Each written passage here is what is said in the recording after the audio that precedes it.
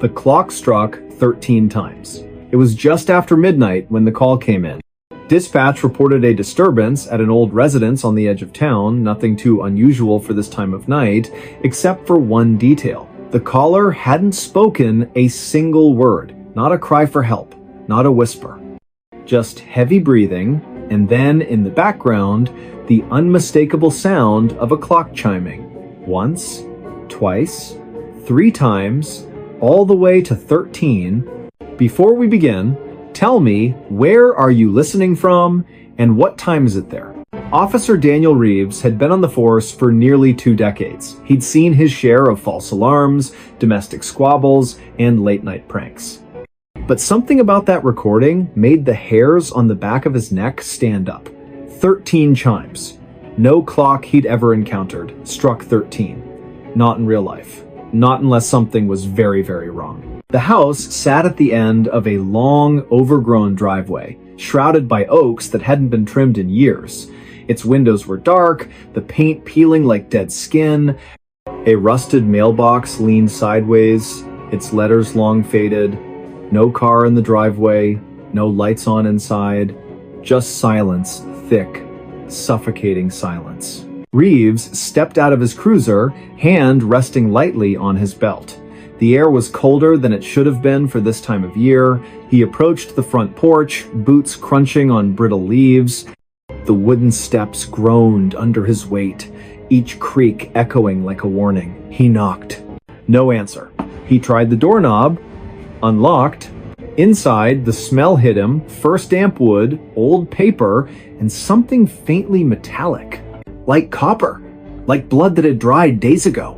The living room was frozen in time. A threadbare armchair facing a cold fireplace, a coffee table stacked with yellowed newspapers, a rotary phone off the hook, its cord dangling like a severed vein. And then he saw it. In the far corner of the room, standing against the wall like a forgotten heirloom, was an antique grandfather clock, tall, ornate. Its wood darkened with age, its face cracked but still legible. The hands were frozen at 12:59. Reeves frowned. If the clock had just chimed 13 times, why weren't the hands moving? He stepped closer. The floorboards didn't creak this time. It was as if the house itself was holding its breath. Then, without warning, the clock began to tick. Not the soft, rhythmic tick of a functioning timepiece. This was erratic, stuttering, like a heartbeat trying to restart after flatlining. Tick, tick, tick, pause, tick. Reeves reached for his radio. Dispatch, this is Unit 7. I'm inside the residence. No sign of the caller, but... The clock struck. 1. He froze. 2. His hand tightened on the radio. 3. The sound wasn't coming from the clock alone. It echoed from the walls, from the ceiling, from somewhere deep beneath the floor. 4. He backed away slowly, eyes locked on the clock face. 5. The minute hand twitched, then jerked forward past 12.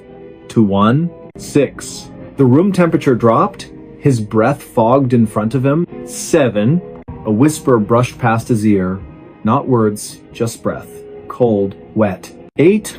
He spun around. Nothing there. Just shadows stretching longer than they should. 9. The front door slammed shut behind him. 10. He ran to it, tried the knob. Locked. From the outside. 11. The ticking stopped. 12. Silence. 13. The clock face cracked down the middle. Glass shards fell to the floor like ice. And from inside the hollow cavity where gears and weights should have been, something moved. Not mechanical. Fleshy. Wet. Reeves didn't wait to see what it was. He kicked open the back door, stumbled into the yard, and didn't stop running until he was back in his cruiser, engine roaring, lights flashing. He never went back. The house was condemned a week later after neighbors reported strange noises always at night, always ending with 13 chimes. The city sent a crew to demolish it, but when they arrived, the house was empty. Not just abandoned, empty. No furniture, no walls, no floorboards, just a concrete foundation. And in the center of it all, the grandfather clock still ticking. They tried to remove it. Chains snapped, crowbars bent.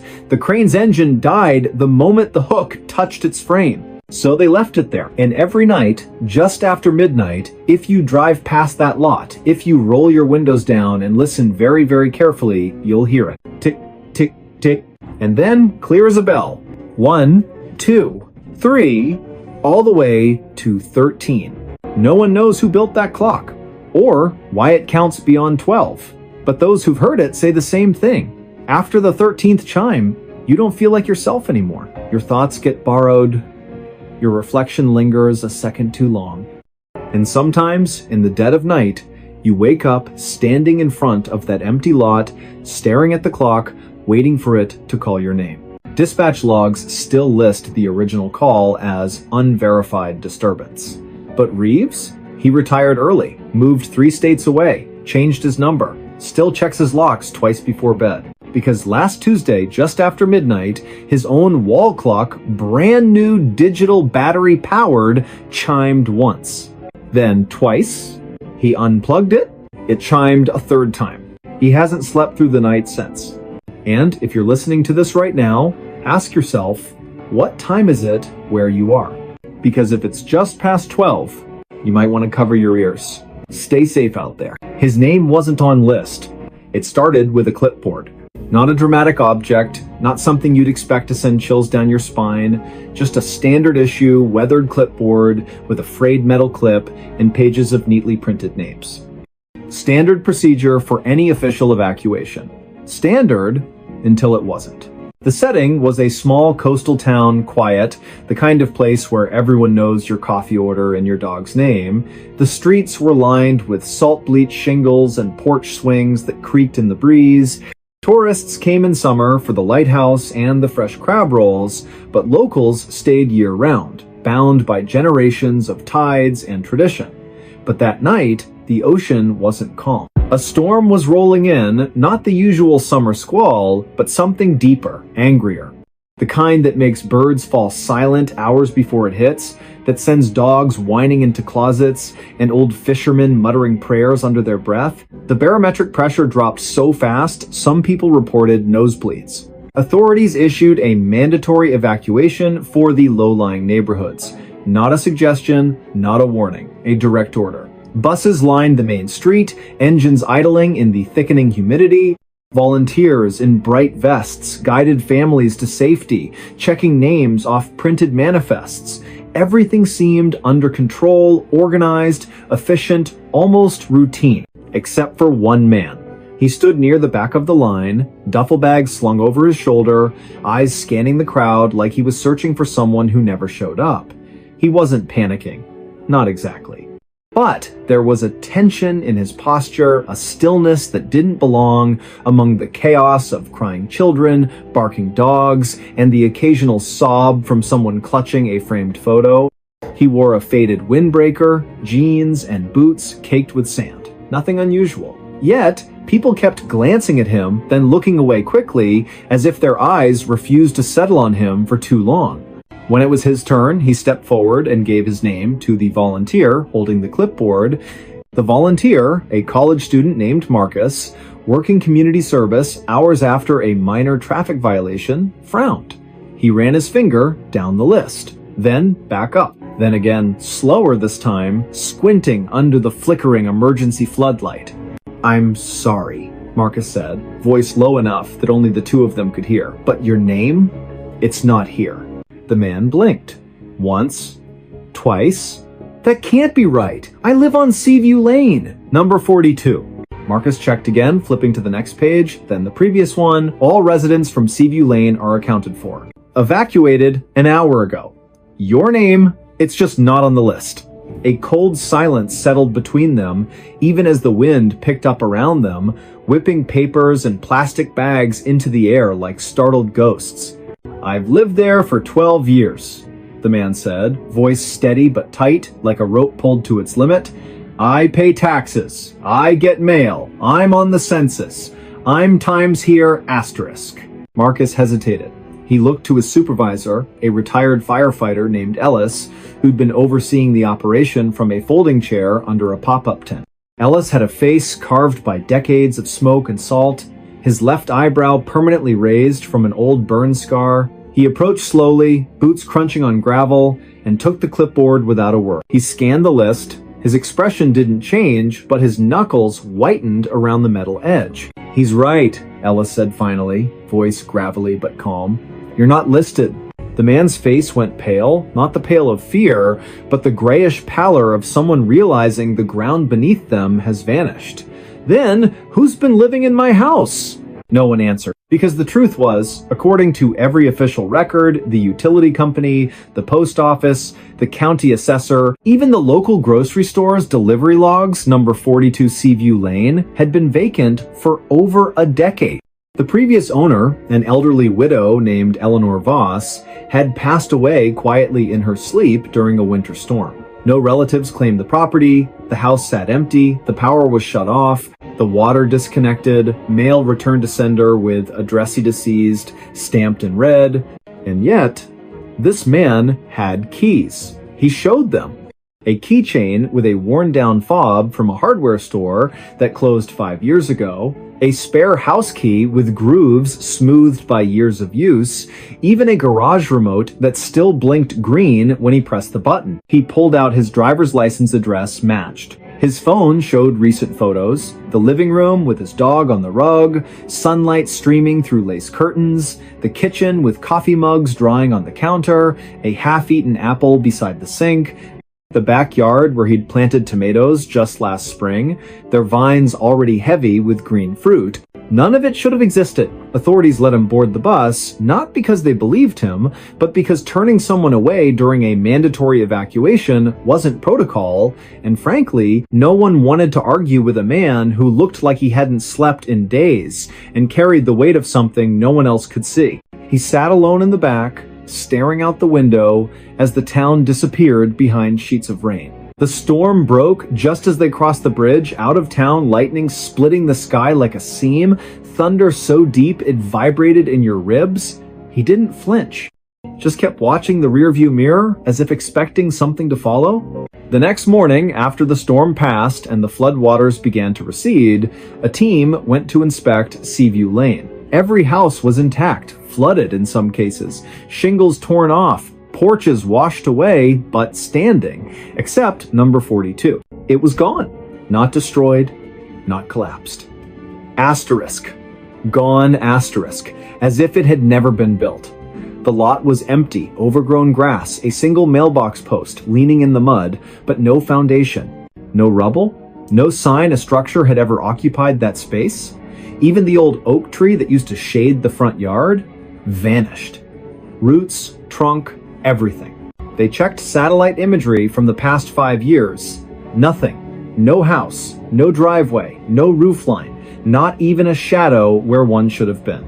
But the man's photos? Still on his phone. Clear, detailed, real. Timestamps verified by the device's internal clock. Geotags placed him squarely at coordinates that, according to every map, were just empty land.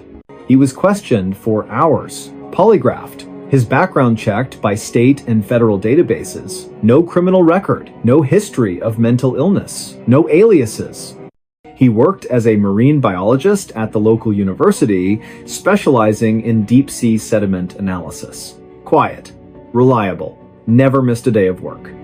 Colleagues vouched for him, described him as the kind of guy who brings soup when you're sick and never mentions it again. His dog, a golden retriever named Finn, was found wandering near the evacuation center, collar still on, leash trailing behind, muddy but unharmed. Finn's microchip registered to the same address. Now, here's where it gets stranger. A week later, a maintenance worker at the county records office was sorting through archived property files, paper backups, the kind no one looks at anymore, when he found something odd. Tucked into a folder labeled Seaview Lane Vacant Properties was a single sheet of paper, a handwritten addendum, dated just 3 days before the storm. It listed a new resident for number 42, name, the man from the bus. Occupation, marine biologist. Emergency contact, none. Signature at the bottom, but not his. The handwriting was identical to Eleanor Voss's, the one who died over 10 years ago. Same looping cursive, same slight tremor in the T-cross. The paper smelled faintly of salt water and lavender, her favorite scent, according to neighbors who remembered her tending roses in a wide-brimmed hat. The clerk showed it to his supervisor. The supervisor called the sheriff. The sheriff called the state archives. No one could explain how it got there. The file had been sealed since the property was declared abandoned. No one had accessed it in years. They tried to track down the man again. He'd vanished, left his hotel room without checking out, left his dog with a neighbor who'd only known him as the quiet guy from Seaview, left his job, his bank accounts untouched, his car parked at the university lot with a half-finished coffee in the cup holder. The only thing missing was the clipboard, or so they thought. Months later, a hiker in the northern woods over 200 miles away reported finding a backpack near an abandoned ranger station. Inside, a waterlogged journal, its pages swollen but legible, a rusted key that didn't match any known lock, and a single page torn from an official evacuation list. One name was circled in shaky handwriting, not his own. Beneath it, scribbled in the margin, asterisk, if your name isn't on the list, you were never supposed to leave. Asterisk. The journal contained daily entries, mostly mundane tide patterns, water temperature readings, grocery lists, but in the final weeks, the tone shifted. Entries became fragmented. Paranoia crept in. Asterisk. The neighbors don't wave back anymore. Asterisk. Asterisk. Mailbox is full, but no mail. Asterisk. Asterisk. Finn barks at the empty chair. Asterisk. The last entry, dated the morning of the evacuation, reads simply, asterisk. They're coming to take the house. I have to be on the list. Asterisk. Investigators combed through every angle. They interviewed former residents of Seaview Lane. One elderly woman, bedridden in a nursing home, whispered through tears that she'd seen lights in number 42 just last Tuesday, even though the power had been off for years. Another claimed the widow Eleanor used to say the house only lets in those it chooses. Then there was the audio. During the evacuation, a body cam from a nearby officer accidentally captured the moment the man spoke to Mark. In the background, barely audible over the wind, you can hear something else, a low hum, almost subsonic. And then, just as the man says, "I'm here," a faint voice layered beneath his own whispers, asterisk. But you weren't. Asterisk. The recording was analyzed by 3 separate audio labs. All confirmed the second voice wasn't electronic interference, it matched no known voice in any database. And it spoke in perfect sync with the man's lip movements, except the words were different. To this day, no one knows how he got on that bus. No one knows who or what was living in that house. And no one can explain why, during every major storm, emergency dispatch receives a call from a number that doesn't exist. A voice whispering just one sentence before the line goes dead. Asterisk. Check the list again. Asterisk. Some say the house wasn't erased. It just stepped out of time. That it exists in the gaps between breaths, between heartbeats, between the seconds when no one is looking. And the man? Maybe he wasn't the resident. Maybe he was the warning, a glitch in the system, a soul the house let go because it needed room for someone else. Because here's the thing they don't tell you about evacuation lists. They're not just about who's leaving.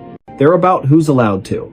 And if your name isn't there, maybe you were never really there to begin with. Maybe you were just borrowed. And maybe, somewhere out there, another clipboard is being prepared. Another storm is gathering. And another man is standing in line, heart pounding, hoping his name appears before the clock runs out. Stay safe out there. She woke in wrong house. It began with a headache. Not the sharp, stabbing kind, not the migraine that blinds you. This was deeper, like pressure building behind her eyes, as if her skull were slowly filling with wet sand. She'd gone to bed early, exhausted from a double shift at the hospital, and remembered little after her head hit the pillow. Just the hum of the ceiling fan, the soft weight of her cat curled against her ribs, and then nothing. Until she woke up. Cold linoleum beneath her bare feet, the smell of mildew and old wood, a dim yellowish light filtering through grimy windows she didn't recognize. She sat up slowly, heart hammering, and looked around. This wasn't her apartment. The walls were covered in faded floral wallpaper, peeling at the seams. A threadbare armchair sat in the corner, its stuffing leaking like entrails. On the coffee table, a chipped teacup, cold ash in the tray beside it, and a newspaper dated, but the ink smudged beyond reading. The air was still. Too still. No traffic outside. No distant sirens. No hum of the city she'd lived in for 7 years. She called out, "Hello?" Only silence answered. She checked her phone. Dead. No signal anyway. The charger wasn't hers, thick, old, with a 2-prong plug she hadn't seen since childhood. She tried the light switch, flickered once, then stayed on, casting long shadows that seemed to twitch at the edge of her vision. Panic rose, but she forced it down. She was a nurse, trained for emergencies, assess, adapt, survive. She moved to the front door, locked. Not with a deadbolt, just a simple turn knob lock, the kind you'd find in a house from decades ago. She twisted it, pulled, the door opened, not to a hallway, not to a street, to a forest. Thick, ancient trees pressed close, their branches knotted like arthritic fingers. Fog clung to the ground, swirling gently as if breathing. No path, no road. Just endless woods stretching into gray mist. She slammed the door shut. Back inside, she searched for clues. In the bedroom, a narrow bed with a crocheted blanket, a dresser with a cracked mirror, no photos, no personal items, just a single hairbrush on the nightstand with strands of dark hair that weren't hers. She was a redhead. In the kitchen, the refrigerator hummed weakly. Inside, a carton of milk well past its expiration, a half-eaten loaf of bread moldy at the edges, and a single jar of pickles, her favorite brand. The same one she always bought. That's when the nausea hit. Not from the smell, from the impossibility. How did her favorite pickles end up in a stranger's fridge in a house that shouldn't exist? She tried the back door, also unlocked. Same forest, same fog, same suffocating quiet. She sat on the porch steps, arms wrapped around herself, trying to think, had she sleepwalked, been drugged, kidnapped, and left here as some cruel joke? But why leave the doors unlocked? Why stock the fridge with her food? Then she noticed something. The trees, they weren't moving. No wind, no rustling leaves, not even a bird call. The forest was frozen, like a photograph or a stage set. She stood, turned back to the house, and froze. The front door was closed. She hadn't shut it. Her breath caught. She approached slowly, hand outstretched. The knob was ice cold. She turned it. Inside, everything was the same, except the teacup was gone. In its place sat a fresh one, steam rising. She didn't touch it. She backed away, heart pounding like a trapped thing. This wasn't right. None of it was right. She needed help. She needed to get out. She walked into the forest. Not because she wanted to, because staying felt worse. The fog swallowed her within minutes. Trees loomed like silent sentinels. The ground was soft, spongy, as if it had never known a footprint before hers. She walked for what felt like hours, though her watch, still on her wrist, showed only 23 minutes had passed. Then she saw it. A house. Identical to the one she'd just left. Same peeling wallpaper, same crooked porch, same yellow light in the window. She ran to it, desperate. Maybe someone was inside. Maybe this was the real world. She burst through the door. The armchair was empty. The teacup sat on the table cold again. And on the floor, near the bed, lay her hospital ID badge. The one she'd worn to work the night before. Her name, her photo, her fingerprint smudge on the corner. She picked it up, hands shaking. Then she heard it. A soft creak from the hallway. Footsteps. Slow, deliberate, coming closer.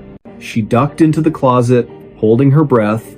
The footsteps stopped outside the bedroom door. Silence. Then, a whisper so quiet it might have been her imagination. Asterisk. You're not supposed to be here. Asterisk. Not angry, not threatening, just sad. Resigned. She waited. Minutes stretched. No movement, no sound. When she finally stepped out, the house was empty. But the back door was open. She ran. through the forest, past the second house, past a third she hadn't seen before. Each one identical, each one lit from within, each one with a steaming teacup on the table if she dared look inside. She didn't. She ran until her lungs burned and her legs gave out. When she woke again, she was in her own bed. Sunlight streamed through familiar blinds. Her cat purred on the pillow beside her. Her phone buzzed on the nightstand, missed calls from work, a text from her sister asking if she was okay. She laughed. A shaky, relieved sound. It was a dream, a stress-induced nightmare. That was all. She got up, showered, dressed, made coffee, checked the fridge pickles in the door, just where she left them. Everything was normal until she opened the closet. On the floor, tucked behind her winter boots, was a single teacup. Chipped, cold, stained with old lipstick. Not hers. She dropped it. It shattered. And that's when she noticed the smell. Faint at first, then stronger. Mildew. Old wood. Forest damp. It was coming from her sheets. From her hair. From inside her lungs. She called in sick, spent the day cleaning, washing everything, scrubbing the floors, throwing out the cup shards. But that night, as she lay in bed, she heard it. A soft creak from the hallway. Footsteps. Slow, deliberate, coming closer. She didn't move, didn't breathe.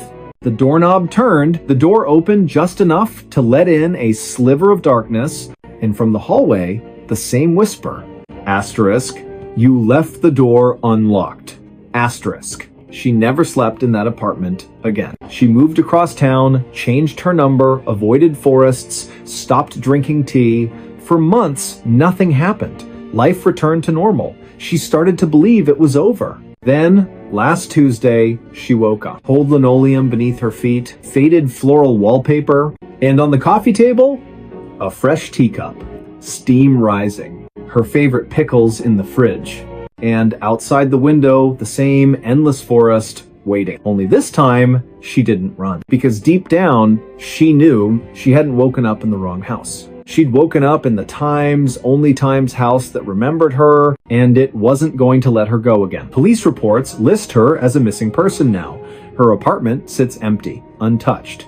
But neighbors say they sometimes see a light on late at night. And if you press your ear to the door, just after midnight, you can hear two voices, one tired, one calm, talking softly over tea. One asking to leave, the other always answering the same way. Asterisk, but you're already home. Asterisk, stay safe out there. The road ended in nowhere. It started with a wrong turn, not the kind you correct with a quick U-turn and a muttered curse. This was deeper, subtler. The kind that doesn't feel wrong until it's far too late to turn back. Trucker Marcus Bell had driven this stretch of highway more times than he could count. Route 87, cutting through the high desert plateau, was his regular run between the distribution hub and the regional warehouse near the state line. Flat, empty, predictable, just the way he liked it. No traffic, no distractions, just the hum of diesel, the glow of the dashboard, and the open road stretching into the horizon like a promise. But that night, something was off. He'd left the depot at dusk, as usual, checked his load, confirmed his GPS, set the cruise control. The first 2 hours passed without incident, radio playing low, coffee in the thermos, stars beginning to prick through the violet sky. Then, around mile marker 214, his GPS flickered. Just once. A brief stutter, the screen went black for half a second, then rebooted. When it came back, the route had changed. Not by much, just a slight reroute cutting through County Road K19 instead of staying on the main highway. Faster route, the voice said, calm and synthetic. Estimated time saved? 11 minutes. Marcus frowned. He knew K19. It was a gravel service road, barely maintained, used mostly by ranchers and survey crews, not rated for 18-wheelers. But the GPS insisted, and honestly, he was tired. 11 minutes sounded good. He took the turn. At first, it seemed fine. Gravel crunched under his tires, fence posts lined the road, spaced evenly, bleached white by the Sunday the moon was full, casting long silver shadows across the sagebrush. He rolled down his window, let the cool desert air rush in. Then the fence posts stopped. Not gradually, not fading into the distance. They just ended. One post, then nothing. As if someone had drawn a line in the sand and said, "This far and no further." He slowed. The road kept going, still gravel, still straight, but the landscape changed. The sagebrush thinned. The ground grew smoother, almost paved, though it was still dirt. No tire tracks, no footprints. Nothing had passed this way in a long, long time. His radio crackled static, then silence. He tried switching stations. Nothing but white noise. He checked his phone. No signal, not even the faintest bar. He kept driving. What else could he do? Turn around on a narrow road in the dark? Risk getting stuck? He'd push forward, find the next junction, loop back. But the road didn't bend, didn't curve, didn't intersect with anything. Mile after mile, the same flat expanse stretched in every direction. No hills, no lights, no stars directly overhead, just a strange, milky haze that dimmed the constellations like a veil. Then his odometer stopped. Not malfunctioned, not frozen, it simply ceased to count. The number stayed fixed at 3,842.6 miles, no matter how far he drove. He tapped the dashboard. Nothing. His watch, too, had stopped. Hands frozen at 1:17 a.m. He felt a cold prickle at the base of his skull. He pulled over, stepped out into the silence. Not the peaceful quiet of the desert. This was different, thicker, heavier, like sound itself had been swallowed. He shouted just to hear his own voice. No echo. He walked to the edge of the road, shined his flashlight into the brush. The beam didn't scatter. It just ended. About 20 feet out, the light vanished, as if hitting an invisible wall. He turned back to his truck, and that's when he saw it. The road behind him was gone. Not blocked, not washed out. Gone. Where his tire tracks should have been, there was only smooth, undisturbed earth flat, featureless, stretching back into the haze like a blank page. His truck sat alone on a ribbon of gravel that led forward, but had no past. Panic clawed at his throat, but he forced it down. He was a professional. He'd handled blowouts, brake failures, even a coyote running under his wheels. This was just disorientation. A trick of the light. Fatigue. He got back in, started the engine, and drove forward. Faster now. Desperate. The road stayed straight. The haze thickened. His headlights began to dim, not from battery drain, but as if the darkness was absorbing the light. Then, up ahead, something appeared. A sign. Weathered wood, no reflectors, hanging crooked on a single post. He slowed as he approached. It read, in peeling white paint, asterisk, asterisk, end of road, asterisk, asterisk.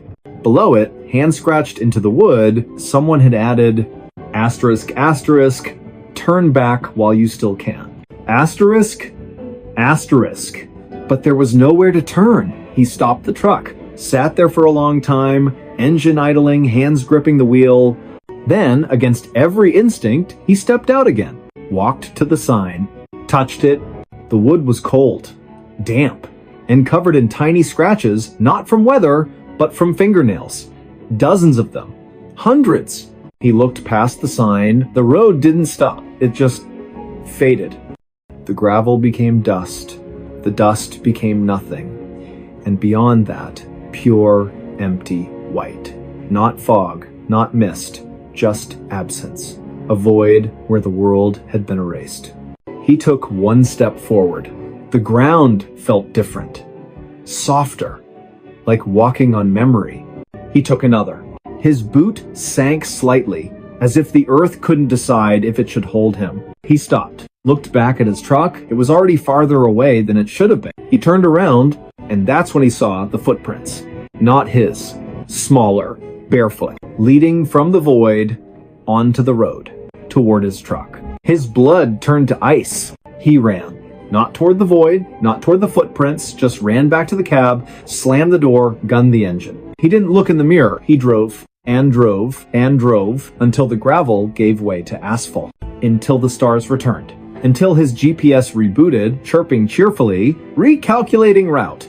He didn't stop until he reached the warehouse. He reported the incident to his dispatcher. A clipped, shaky account of a GPS glitch and a confusing detour left out the sign, the footprints, the void. They logged it as driver fatigue, recommended rest. But Marcus knew. 2 days later, during a routine maintenance check, the mechanic found something wedged in the rear axle. A child's shoe, mud-caked, worn thin at the heel, laces missing. Inside, still damp, was a folded piece of paper. On it, written in crayon, asterisk, asterisk, you left the door open, asterisk, asterisk. Marcus never drove Route 87 again. He quit trucking, moved inland, took a job stocking shelves at a grocery store, avoided maps, avoided roads that ran too straight. But last month, during a late shift, he saw something that made his blood freeze. A delivery truck pulled into the loading dock, same make, same model as his old rig. The driver stepped out. Same build, same walk. But it wasn't him. The man glanced at Marcus, gave a small, knowing nod, then walked inside. Marcus followed. The man wasn't at the register, wasn't in the break room, wasn't anywhere. But on the floor near the back exit, fresh gravel and a single bare footprint leading out into the parking lot. Marcus called the police. They found nothing. But that night, as he lay in bed, he heard it. The low rumble of a diesel engine idling outside his apartment. He looked out the window. No truck, just an empty street. And at the end of it, where the pavement met the darkness, the faintest glow of taillight. Waiting, because the road doesn't end, it just finds you again. And this time, it won't let you leave. State troopers still list County Road K-19 as unmaintained but passable. Satellite images show it terminating at a dry wash, just like any other desert track. But locals, ranchers, surveyors, night shift workers know better. They say if you drive K-19 past midnight and your headlights start to dim, don't look ahead. Look behind you, because the road that ends in nowhere, it's already behind you, and it's closing fast. Stay safe out there. Voices came from empty chair. It began with a chair, not an antique, not a cursed heirloom, just an ordinary wooden dining chair, 4 legs, straight back, slightly wobbly on the left rear leg. The kind you'd find at any thrift store, garage sale, or inherited from a relative who didn't have much to leave behind. It sat in the corner of a modest living room in a rented bungalow on the outskirts of a town so small it didn't even have a stoplight. The house had been vacant for months before the new tenant moved in. He needed somewhere quiet, somewhere cheap, somewhere no one would ask questions. His name was Elias Reed, late 30s, quiet. Worked overnight security at a data storage facility 20 miles away. Preferred silence to small talk. Owned little, just a duffel bag of clothes, a secondhand laptop, and a coffee maker that hissed like an angry cat. He bought the chair for $8 at a flea market because his back hurt from sitting on the floor. He placed it near the window, facing the yard. Not for guests, he never had any, but because he liked watching the birds at dawn after his shift. The first time he heard it, he thought it was the wind, a soft murmur, barely audible, like someone whispering just out of earshot. He was making coffee, back turned, when it came again clearer this time. Tired. He froze, turned slowly. The room was empty, just him, the coffee maker, and the chair. He checked the windows, locked, front door secure, no one in the backyard. He even opened the closet, half expecting a squatter or a raccoon. Nothing. He chalked it up to exhaustion. 36 hours awake, too much caffeine, too little sleep, happens to everyone. But it happened again the next night. This time, he was sitting on the couch, laptop open, when the voice came low, raspy, unmistakably human. You shouldn't be here. Elias snapped his head toward the chair. Empty. He stood, walked over, touched the seat, cold, dry, no hidden speakers, no wires, nothing. He recorded the room with his phone for 3 hours, played it back. At the 1:47 mark, a voice definitely not his says, clear as day, he's watching. No one was watching. The blinds were closed. The street was empty. He tried to return the chair, drove back to the flea market. The vendor, a woman with silver braids and eyes that never blinked, shook her head. "That chair's been sold," she said. "You can't give it back." "But I just bought it last week," Elias said. She smiled faintly. "Not to you." He left it on the curb that night, tied a free sign to the backrest. The next morning, it was back on his porch, undisturbed. No footprints, no tire marks, just the chair facing the door as if it had walked home. That's when he stopped sleeping. He started noticing other things. The chair would be in a different position each morning, turned slightly toward the bed or angled toward the kitchen, as if following his movements. Once, he found it in the hallway, blocking the bathroom door. He hadn't moved it. Then came the conversations. Not just single words, full exchanges between the chair and something else. One night, lying awake, he heard it. "Did you bring it?" "Yes." "Good. He's almost ready." Elias didn't move, didn't breathe. He stared at the ceiling, heart slamming against his ribs. The next day, he called a local priest. Not because he was religious, but because he'd heard stories. The priest came, sprinkled holy water, said a prayer, left quickly without making eye contact. Later, Elias found the priest's business card torn in half on the kitchen table. On the back, in handwriting that wasn't his, "Too late." He considered moving. But where would he go? And what if the chair followed? Then, one evening, he decided to test it. He sat in the chair just once to see what would happen. The moment he lowered himself onto the seat, the room changed. The air grew thick, humid, like a basement after a flood. The light dimmed, though the sun was still up. And then silence. Not peaceful silence. The kind that presses against your eardrums like water. And then a voice, not from the room, but from inside his own head, "You've been sitting in my spot." Elias bolted up so fast, he nearly fell. His skin was clammy, his mouth tasted like copper. He didn't sit in it again, but the chair didn't need him to. Neighbors began to notice. Mrs. Calloway from next door knocked one afternoon, pale-faced. "Your lights were on all night," she said, "and I heard talking, two voices, like you had company." Elias shook his head. "I live alone." She stared at the window, at the chair.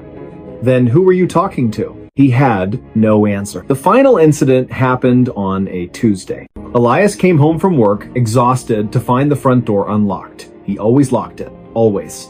He stepped inside, hand on his flashlight like a weapon. The chair was in the center of the room, facing the door, and on the seat, his security badge. The one he'd worn to work that night, the one he'd left clipped to his belt.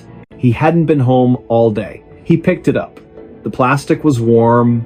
Then the voice came, not a whisper, not a murmur, but a full sentence, spoken with calm certainty. "You don't need to go back."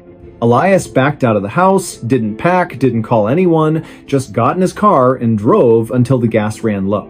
He never returned. The landlord found the house empty a week later. No note, no forwarding address, just the chair, still in the living room, and a single coffee cup on the table, half full, cold, but not stale, as if it had been poured that morning. The landlord threw the chair away, hauled it to the dump himself, but 2 days later, it was back on the porch. He burned it, built a small fire in the backyard, doused it in lighter fluid, watched the wood blacken and curl. The flames hissed, the legs cracked. For a moment, he thought he heard a sigh, but it might have been the wind. He buried the ashes. A month passed, no incidents. He rented the house to a young couple. They moved in on a Saturday. By Sunday night, they were gone. Left everything, clothes, dishes, even their cat. The only thing missing, the dining set they'd brought with them.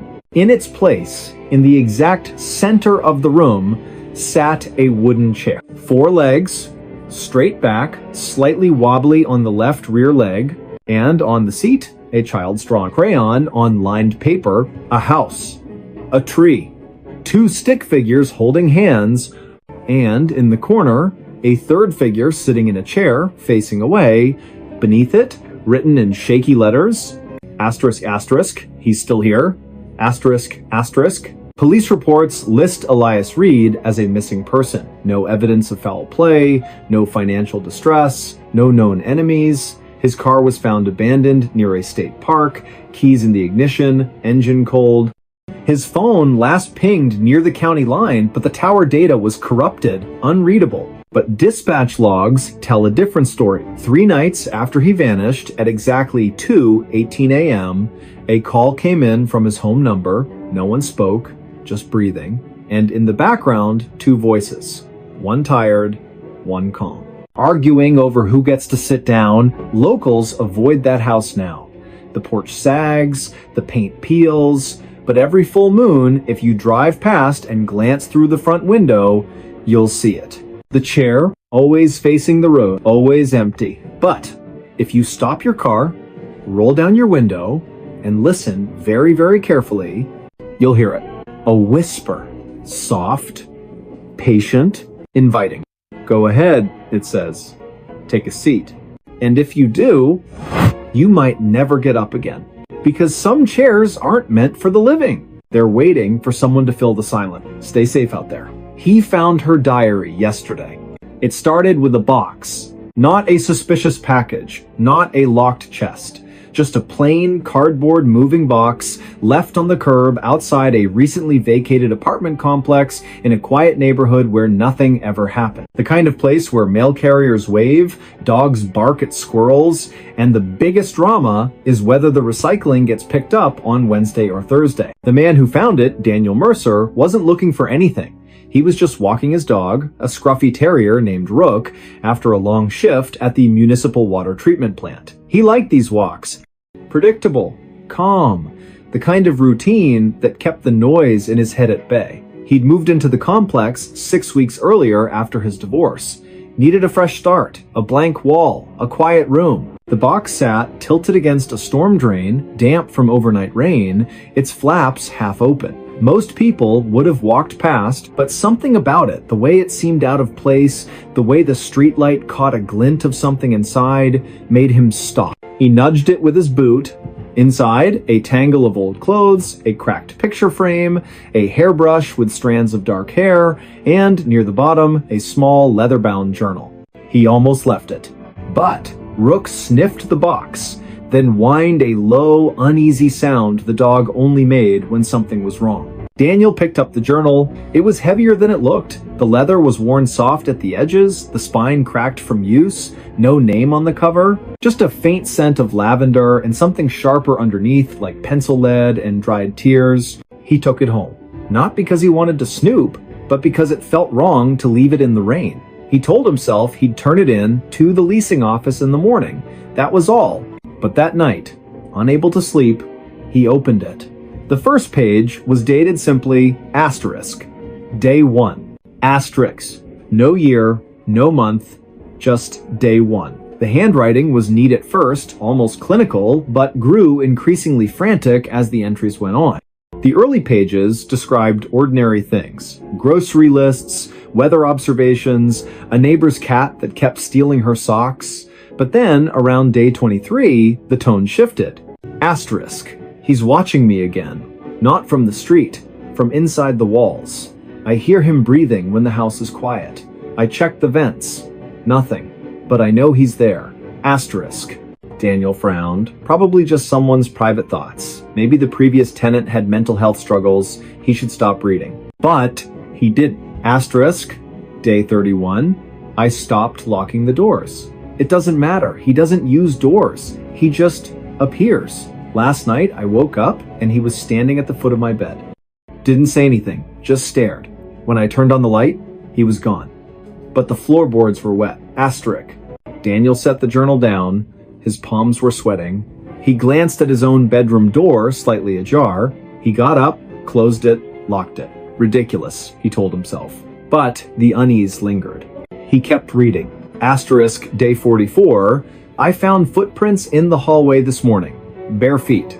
Too large to be mine. They started at the bathroom and ended in the middle of the living room. Like he walked out of the shower and vanished. Asterisk. Asterisk. Day 52. I stopped answering the phone. It rings. Once. Always once. Then stops. Caller ID says unknown. But when I pick up, I hear my own voice whispering things I never said. Asterisk. Asterisk. Day 60. I know what he wants. He doesn't want me dead. He wants me to see him, to acknowledge him, But if I do, I'll never be alone again. Asterisk.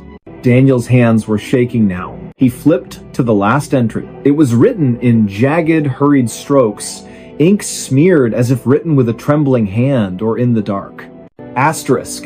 He's here, right now. I can feel him behind me. I won't turn around. If I turn around, he wins. But I have to write this down so someone knows. My name is Asterisk. The sentence ended mid-word. The rest of the page was blank. Daniel closed the journal slowly. His apartment felt colder than usual. The hum of the refrigerator sounded louder. Too loud, like it was covering something up. He stood, walked to the window, peered out. The street was empty. Streetlights cast long, still shadows. Nothing moved. He went to bed. But he left the light on. The next morning, he called the leasing office, asked if they knew who'd lived in Unit 3B, the apartment directly above his. The manager checked the records. No one's lived in 3B for over a year, she said. Plumbing issues, water damage. It's been sealed off. Daniel frowned. Then who left the box on the curb? Silence on the line. I don't know, she finally said. But no one's been in or out of that unit. The door's padlocked from the outside.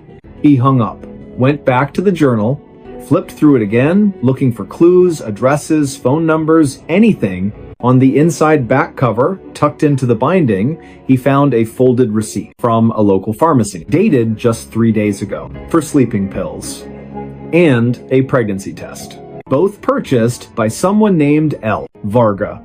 He searched the name online. Nothing, no social media, no public records. But he did find something else, a missing persons report filed 6 weeks earlier, a woman named Lena Varga.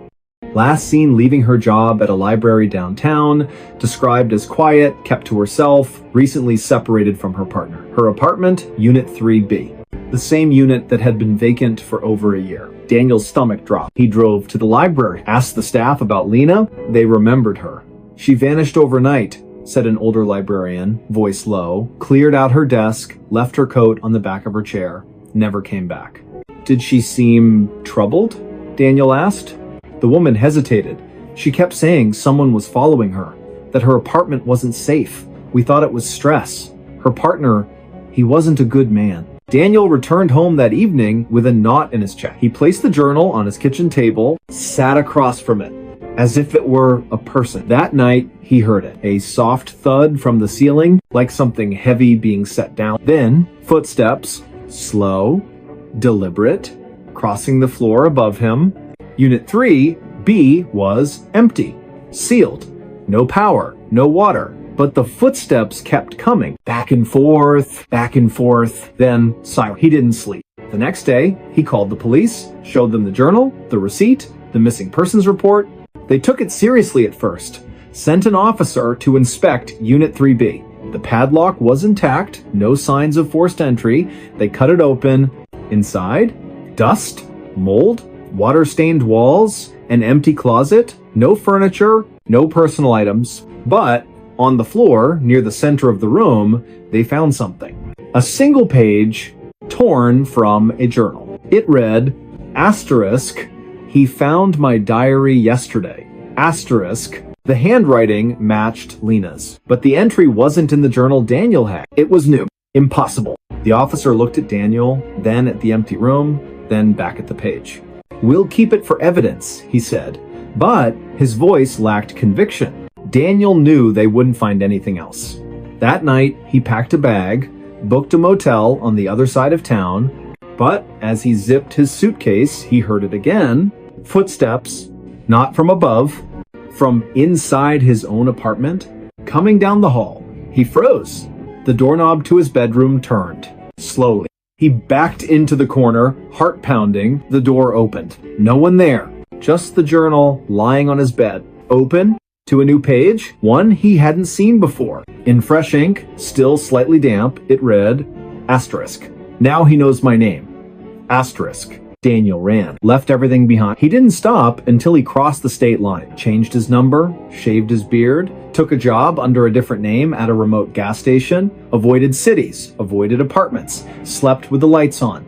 For months, nothing happened. He started to believe it was over. Then, last week, a package arrived at his P.O. box. no return address. Inside, a new journal, identical to the first. The first page read, asterisk, day 1, asterisk, and beneath it, in handwriting that was starting to look familiar, asterisk, he's watching me again, asterisk. Police have no record of Lena Varga's body ever being found. Her case remains open, though interest has faded. The apartment complex sealed Unit 3B permanently, boarded the windows, posted condemned signs, but maintenance workers say that on quiet nights, if you stand in the courtyard and look up at the third floor window, you'll see a light flicker on. And if you listen closely, you'll hear 2 voices, one whispering, one writing. Because some stories don't end when the diary closes. They just wait for someone new to open it. And once you do, you become part of the pages. Stay safe out there. The dog wouldn't stop barking. It started with a dog, not a stray, not a neighborhood nuisance.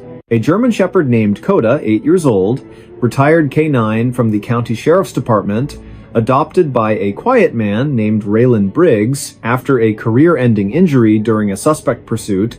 Raylan lived alone in a single-story ranch house at the edge of a pine forest, 20 miles from the nearest town. He liked the silence, needed it, after years as a combat medic overseas. Coda was his shadow, loyal, calm, trained to detect threats before they happened, which is why, when Coda started barking at nothing, Raylan knew something was wrong. It began on a Tuesday night, just after midnight. Raylan was reading in his armchair, lamp casting a warm pool of light, rain tapping softly on the roof. Coda lay at his feet, ears perked but relaxed, until suddenly he bolted upright, hackles raised, and let out a deep, guttural bark toward the back door. Raylan set his book down. "Easy, boy," he said. Coda didn't stop. He barked again and again.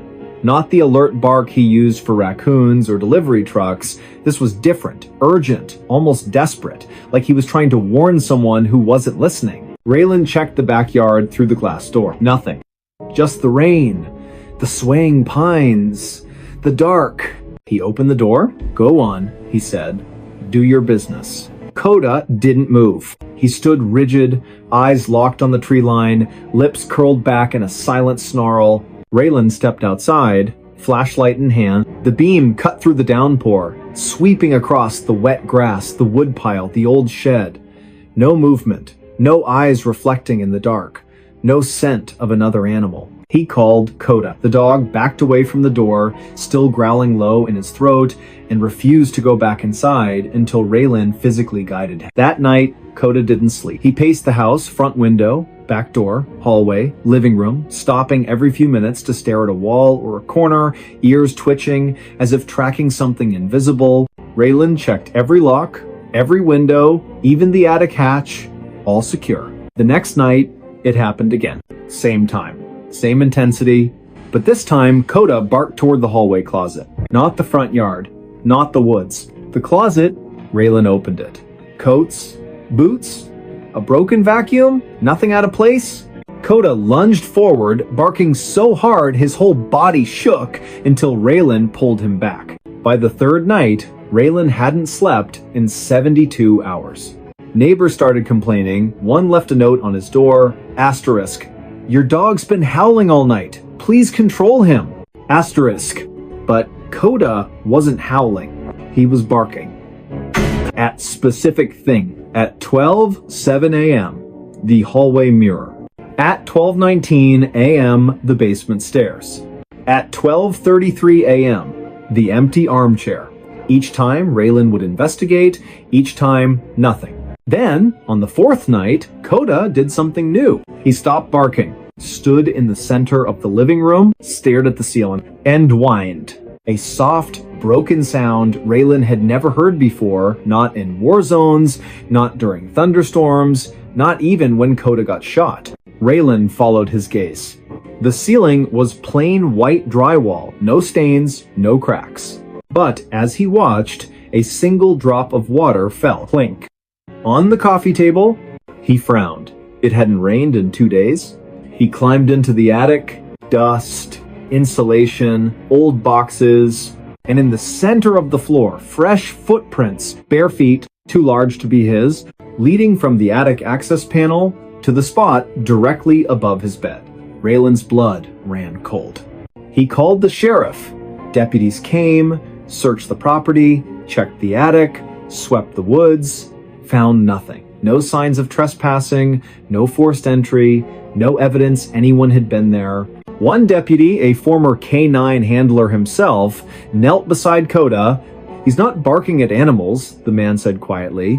"He's barking at something he can't chase, something that doesn't leave tracks." Raylan didn't sleep that night. He sat in the armchair with a shotgun across his lap, Coda at his side, both of them watching the dark. At exactly 12:03 a.m., Coda's head snapped toward the front door. Not barking, just staring, ears flat, tail stiff. Raylan stood slowly, walked to the door, looked through the peephole. Nothing. He opened it. The porch was empty, but on the welcome mat soaked through, though the sky was clear, was a child's mitten, muddy, torn at the thumb. Raylan had no children, no visitors. He picked it up with a gloved hand. Inside, Coda was trembling. Not from fear, from rage.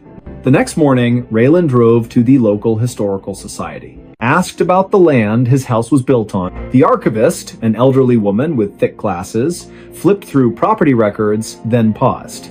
"This parcel, it wasn't developed until the late 80s, she said.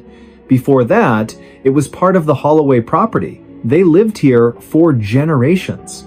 She lowered her voice. "Their youngest son disappeared in the winter of, well, it doesn't matter when. He was 6 years old. Vanished from his bedroom. They searched for weeks, never found him. The family moved away. The house burned down a year later, accidental fire, they said." Raylan's throat tightened. "How old would he be now?" he asked. She did the math silently. "About your age," she said. Raylan left without another word. That night, he didn't turn on the lights. Sat in the dark with Coda, waiting. At 12 a.m., the barking started again. But this time, it wasn't at the walls. It was at Raylan. Coda stood 3 feet away, eyes locked on him, barking sharp, warning barks as if Raylan were the threat. Raylan froze. "Coda, it's me," he whispered. The dog didn't stop. Then, slowly, Raylan felt it, a presence behind him. Not a sound, not a smell. Just wait. Like the air had thickened. He turned. The armchair was empty, but the cushion was indented, as if someone had just stood up. Coda barked harder. Raylan backed into the kitchen, grabbed his keys, and left.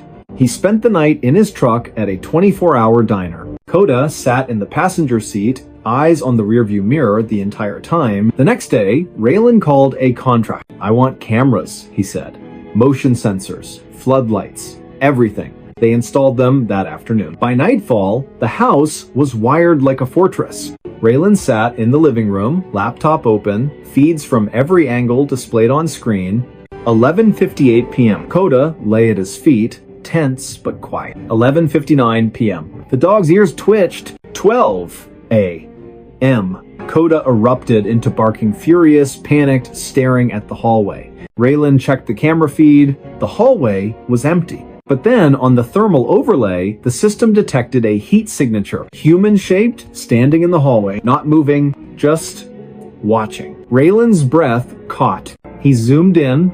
The figure had no face, no features, just a blur of warmth where a person should be. And then, as if sensing the camera, it turned toward the lens, toward Raylan. Coda lunged at the screen, barking so hard he choked. Raylan shut the laptop. He couldn't stay. He packed a bag, loaded Coda into the truck, and drove through the night. He didn't stop until he reached his sister's house 3 states away. For 2 weeks, Coda was calm. No barking, no pacing, just sleeping at the foot of the guest bed, sighing in his sleep like a dog finally at peace. Raylan started to believe it was over. Then, on the 15th night, Coda woke up, stood in the middle of the room, stared at the closet, and barked. Not once, not twice, over and over, until Raylan opened the closet door. Inside, on a shelf of folded blankets, was a small, mud-caked shoe. Child-sized, and beside it, a single pine cone from the woods behind Raylan's old house. Coda never stopped barking after that. Not for food, not for walks, not even when Raylan cried. He just stood by the window facing east, barking into the distance, as if trying to warn someone who was already gone. Raylan moved again and again. Each time, within days, Coda would find something: a toy soldier in the yard, a wet footprint on the porch, a drawing tucked under the windshield wiper showing a house with a dog and a boy holding hands. The sheriff's department ran tests. The items had no fingerprints, no DNA, no logical explanation, but Coda always knew, because dogs don't lie. They don't imagine threats.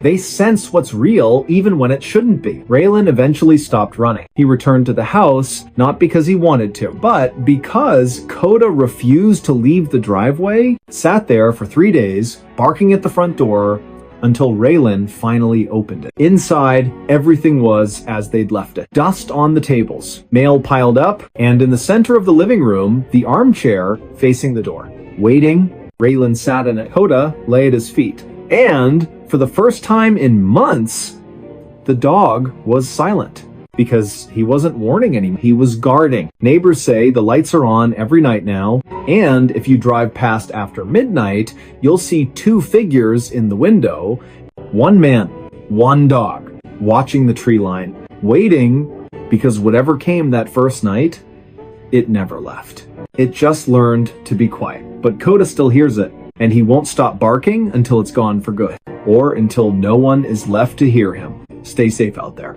Footprints led back to me. It started with mud. Not the kind you track in after gardening or a rainy walk. This was thick, black, and glistening like wet tar mixed with something organic, something that shouldn't cling to concrete the way it did.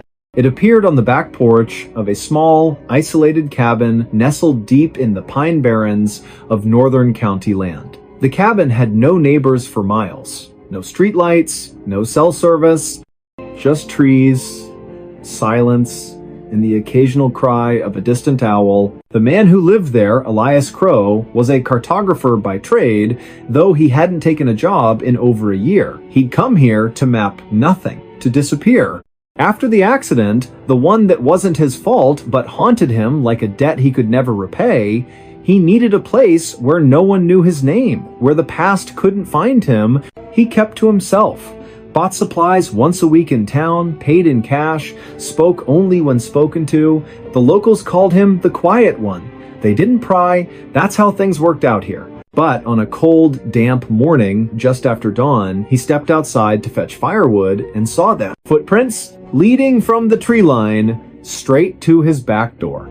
Not deer, not coyote, human. Bare feet, each print deep, as if the person had been carrying something heavy or running. Elias frowned. He checked the locks. All secure, nothing missing, no signs of forced entry. He swept the prints away with a broom, told himself it was a lost hiker, a trespasser, someone who got turned around in the fog. But that night, he heard it. A soft crunch on the gravel path, like someone walking slowly, deliberately. He grabbed his flashlight, stepped onto the porch. Nothing, just the wind in the pines. He scanned the ground, and there they were again, fresh prints leading from the woods to his door. And then, impossibly continuing inside, he hadn't opened the door. He checked the windows. Locked. The cabin was sealed tight, yet the trail didn't stop at the threshold. It went through, as if the person had walked straight through the wood. Elias didn't sleep that night. The next morning, he followed the prints back into the woods. They were clear, deep impressions in the damp earth, spaced evenly, purposeful. He walked for nearly a mile deeper into the forest than he'd ever gone, until the trees grew so thick the sunlight barely touched the ground. And then the trail ended, not at a campsite, not at a road. It ended at a tree. An old cedar, its bark scarred with deep grooves. And carved into the wood, in jagged, hurried letters, asterisk, asterisk, you left me. Asterisk, asterisk. Elias's breath caught. He didn't recognize the writing, but the words felt like a punch to the gut. He turned to leave, and froze, because behind him, leading back the way he'd come, were new footprints. His own. But he hadn't walked back yet. He was still standing at the tree. He looked down at his boots. Dry, clean, but the prints on the ground? Wet, muddy, fresh. And they led back to the cabin. Back to him. He ran. Not because he was afraid of the woods, but because the trail wasn't just following him, it was anticipating him. That evening, he set up motion-activated trail cameras around the property, placed gravel under the windows, even sprinkled flour on the porch just to see. At 2:17 a.m., the camera triggered. The footage showed nothing at first, just swaying branches, mist curling over the ground. Then, slowly, footprints began to appear in the flour. One, then another, no body, no shadow, just bare feet materializing out of thin air, stepping toward the door. The camera captured the sound too, a wet, squelching step, then silence, then another step. Elias watched it 3 times. On the 4th viewing, he noticed something. The footprints weren't just appearing. They were erasing times themselves behind as they moved forward, like time itself was folding. He called the county sheriff. 2 deputies came out the next day, listened to his story, watched the footage, checked the tree, found nothing unusual. Stress, one said gently. Isolation does things to the mind. Elias didn't argue, but that night, he stayed awake with a shotgun across his lap. At exactly 2:17 a.m., the floorboards creaked. Not from outside. From inside the cabin, he turned on the light. On the wooden floor between the bed and the door were wet footprints, leading from the hallway to the foot of his bed, and then, as he watched, they began to fade. Not dry up. Fade. Like they were being pulled backward through time. He followed them with his eyes to the door. It was locked, but the trail didn't stop there. It continued through the wall, into the hallway, into the living room, and out the front door. He ran outside. The prints led into the woods. He followed them again. This time, they didn't end at the cedar. They ended at a shallow depression in the earth, overgrown, hidden by ferns. He brushed the leaves aside. Beneath them, a rusted metal tag. Dog tag. Name partially worn away, but the last 3 letters were clear. Asterisk, asterisk, O. Asterisk, asterisk. His last name, his own. He dropped it like it burned, because he'd never owned a dog. Never served in the military. Never worn a tag, but the accident, the one he never spoke of, involved a vehicle. A rainy night, a sharp curve, and a passenger who didn't make it. A passenger whose name started with J, whose last name was also Crow. His younger brother, they never found the body. Just the car, upside down in the ravine, driver's seat empty, passenger side caved in. Elias had walked away with a concussion, broken ribs, and a silence he'd carried ever since. He'd told investigators he blacked out, that he woke up alone, that he didn't know what happened to his brother.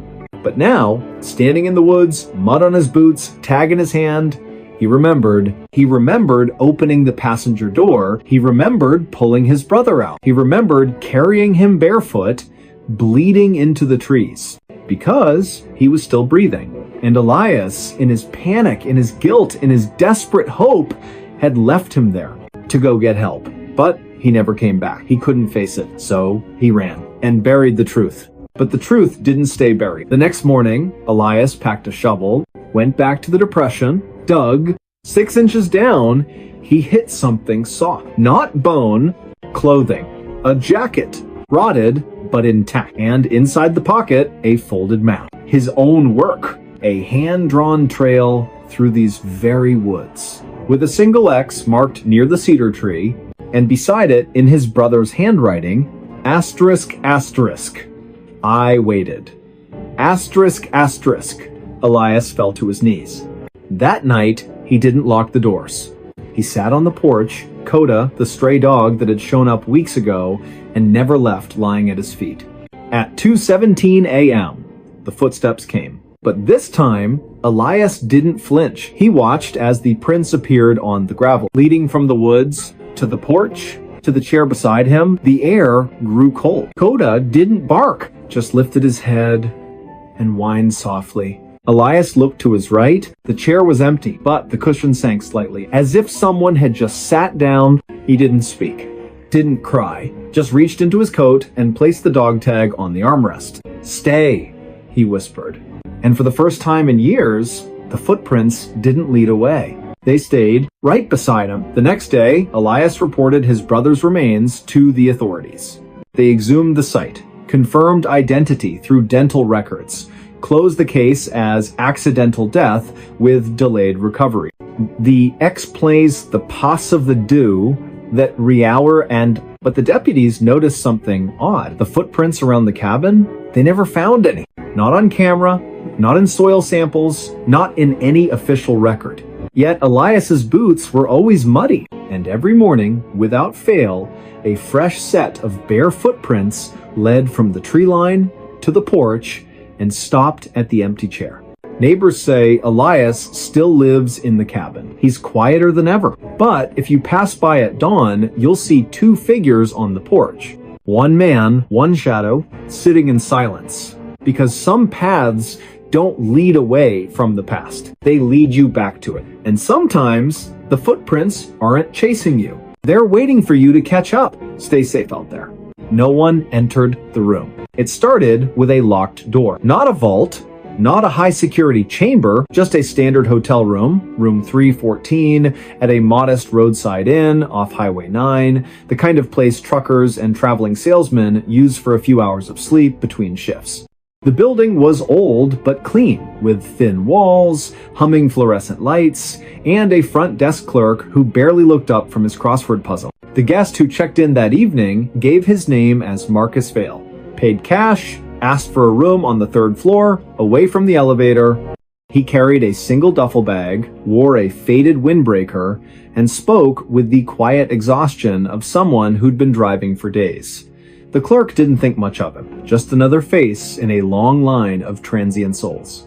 Marcus took the key actual metal, not a card, and went upstairs without a word. He locked the door from the inside, not just the latch, the deadbolt too. Then he pushed a heavy wooden chair under the knob, the way people do in movies, the way he'd done every night since it began.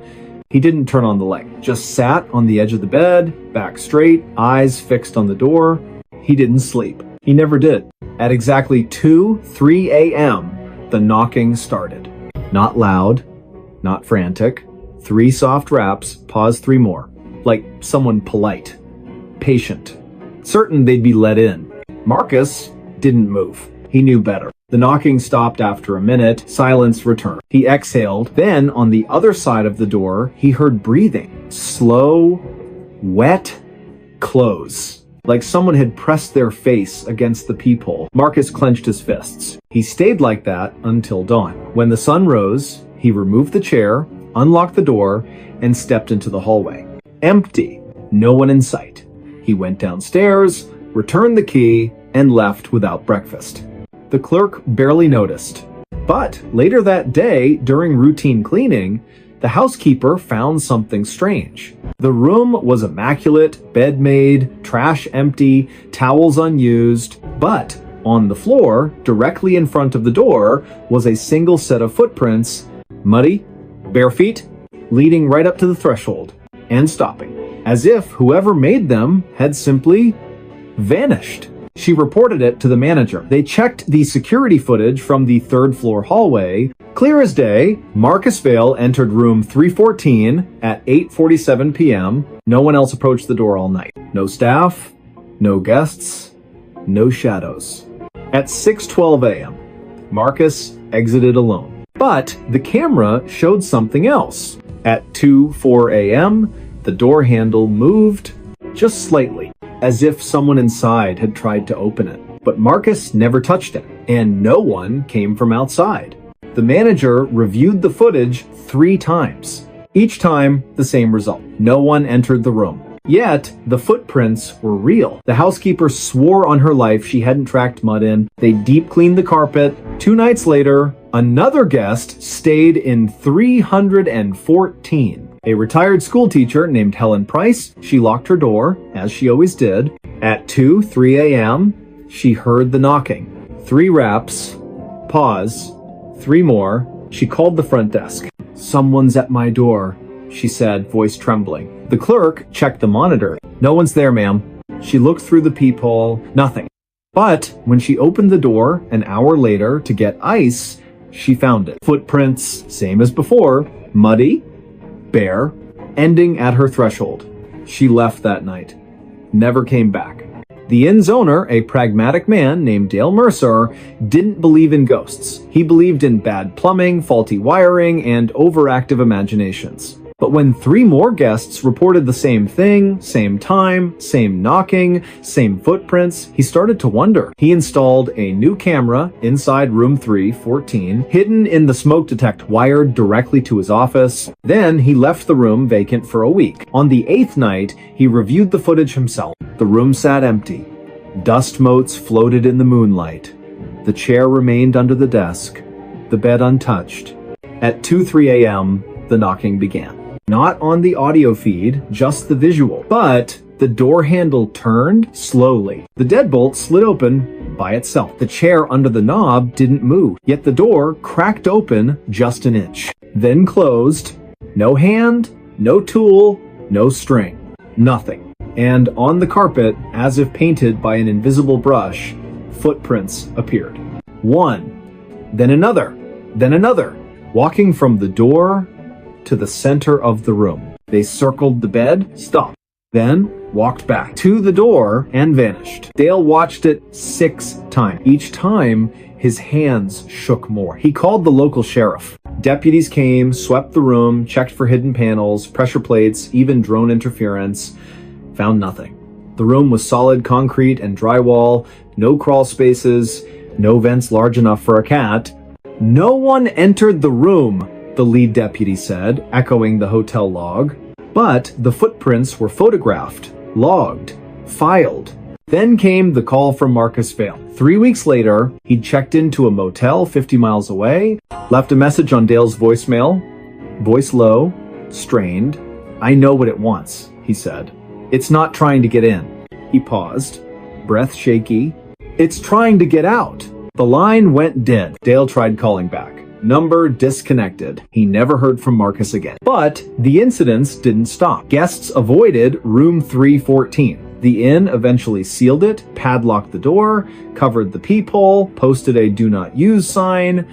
Yet every full moon, the night staff report something odd. The hallway camera glitches at exactly 2:03 a.m. For 17 seconds, the feed shows static. When it clears, the padlock on room 314 is undone. Not broken, undone, and on the hallway carpet just outside the door, fresh footprints, leading away from the room, down the hall, toward the stairs. But the front desk log shows no one checked out, no one entered the building, no one left. Because no one entered the room, but someone or something is still trying to leave.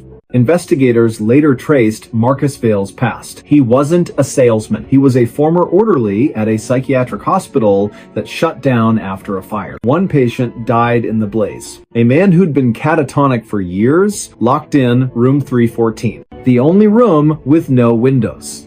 The only room with a chair bolted to the floor. The only room where, during the evacuation, staff swore they heard knocking. From the inside, after everyone was out, after the doors were sealed, after the fire started, they never found his body. Just a pair of bare footprints in the ash, leading from the bed to the door, and stopping, because the door was locked from the outside. Now, if you drive past that old inn, its sign faded, its windows dark, you might see a light flicker in room 314. And if you listen closely, just after 2 a.m., you'll hear it. 3 soft knocks, pause.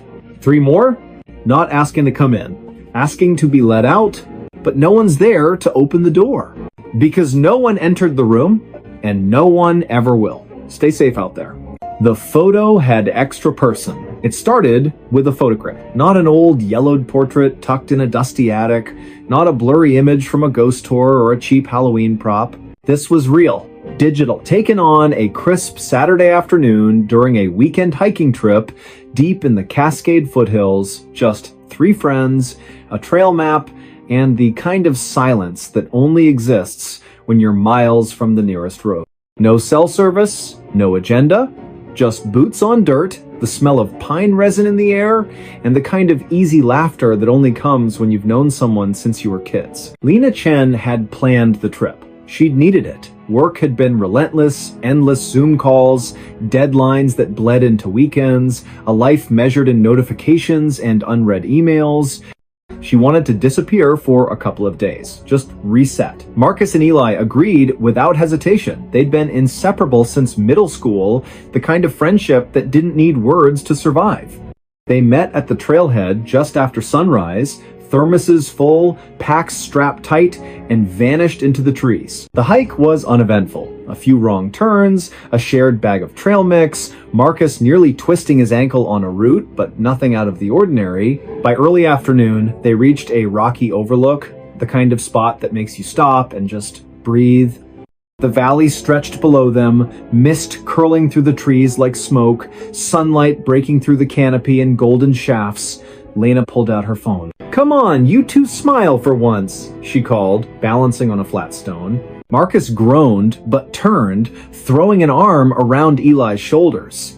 Eli rolled his eyes, but grinned anyway. They struck their usual pose, the one they'd done since high school graduation, since road trips and late-night diner runs and hospital waiting rooms. Lena snapped the photo. One shot. Perfect lighting. No need for a second. That night, back at the rented cabin, wood stove crackling, rain tapping the roof, Lena uploaded the day's photos to her laptop while the guys played cards at the kitchen table. She scrolled through them absently, Marcus tripping, Eli mimicking a squirrel, a blurry shot of a hawk overhead. Then she reached the group photo. She froze. Her finger hovered over the track. Behind them, in the shadowed tree line, just to the left of Eli's shoulder, stood a fourth figure. Tall, thin, dressed in dark, nondescript clothing that seemed to absorb the light rather than reflect it, not blurred, not a trick of motion, fully in focus, as if they'd been standing there, posing. Lena's stomach dropped. She zoomed in. The figure's hands hung at their sides. Head tilted slightly, not looking at the camera, looking at times her asterisk. "Guys," she said, voice low. They looked up. She turned the screen. Marcus leaned in. "What the hell?" Eli squinted. "Is that a hiker?" "No one was on that trail," Lena said. "We didn't see a single person all day." They checked the metadata, timestamp 2:14 p.m. GPS coordinates matched the overlook exactly. No filters, no editing. The photo was raw, straight from her phone's camera roll. "It's gotta be a double exposure," Marcus insisted. "Or lens flare." But Lena knew better. She'd been facing that exact patch of woods for nearly a full minute before taking the shot. She would have seen someone. She would have felt someone. They deleted the photo. Went to bed, but the next morning, Lena opened her cloud backup just to confirm it was gone. It was there. And the figure was clearer, not because the image had changed, but because the shadows had shifted. Now, the face was partially visible, pale, gaunt, eyes wide open, staring directly into the lens. She didn't tell the guys. Instead, she ran a reverse image search. Nothing. Posted it anonymously to a well-known paranormal forum under the title asterisk. "Hiking photo, anyone seen this before?" Asterisk. Within hours, replies flooded in. Most were jokes. "Your new hiking buddy. Ghost tour guide. That's just Dave. He's always photobombing." But one message stood out. Sent from an account with no profile, no history, no IP trace. It read, asterisk. "That's not a person. That's a placeholder, and it's still looking for you. Asterisk." Lena deleted the post, blocked the account, told herself it was nonsense. That night, she woke to a sound. A soft tap on her bedroom window. She lived on the second floor of a quiet apartment complex. No trees nearby, no fire escape. She pulled back the curtain. Nothing. But on the glass, fogged slightly from the cool night air, was a handprint. Small, delicate, not hers. And below it, written in the condensation, Asterisk, asterisk. I was in the photo too. Asterisk. She packed a bag before dawn, stayed with a cousin across town, changed her number, avoided mirrors, avoided group photos, avoided forests.